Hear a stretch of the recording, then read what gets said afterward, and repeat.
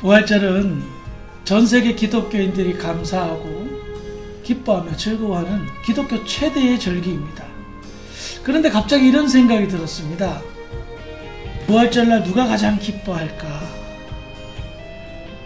부활절 행사를 준비하는, 그래서 달걀을 만들고 여러 가지 음식을 만드는 사람들, 아니면 행사를 주관하고 설교를 준비하는 목회자들, 아니면 부활의 감격에 너무 기뻐서 나를 살려주신 예수님의 크신 은혜에 감사하는 그런 구원받은 사람들. 그런데 이런 사람들보다 더 기뻐하신 분이 한 분 계십니다. 그분은 바로 예수님의 아버지이십니다.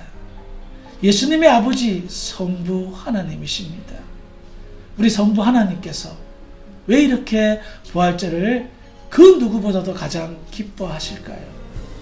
다른 데 있지 않습니다. 예수님은 창세 전부터 완전한 사랑을 나누신 유일하신 아들이셨습니다.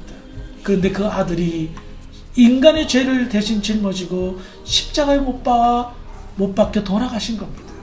한번 생각해 보십시오. 내 아들이 죽었어요. 내 아들이 죽었어요. 그런데 그 죽은 아들이 다시 살아나서 돌아왔단 말입니다. 탕자 이야기를 아시죠?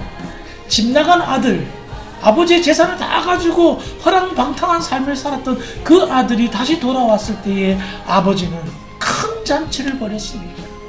그런데 그 아들은 집 나간 아들이죠. 예수님은 돌아가셨습니다. 죽으셨습니다. 그런데 그 아들이 다시 살아나셨단 말입니다. 그래서 누구보다도 하나님은 예수님의 그 부활을 기뻐하고 큰 감동과 기쁨으로 보내실 것입니다. 지금도 하나님의 나라에서는 부활절만 다가오면 우리 하나님이 예수님과 함께 큰 잔치를 베푸시면서 죽었던 내 아들이, 인류의 죄를 대신 짊어졌던 내 아들이 다시 살아난 날이다 하시면서 큰 감동과 기쁨으로 이 부활절 행사를 주관하실 것 같습니다. 그동안 부활절을 맞이할 때마다 여러 가지 행사와 말씀을 준비하느라 우리 하나님 아버지의 마음을 제대로 못 읽어드린 것 같습니다. 그렇게 기뻐하실 아버지의 마음을 우리는 생각하지도 못한 채 그저 일종의 절기로서, 행사로서 그친 건 아닌가 싶습니다.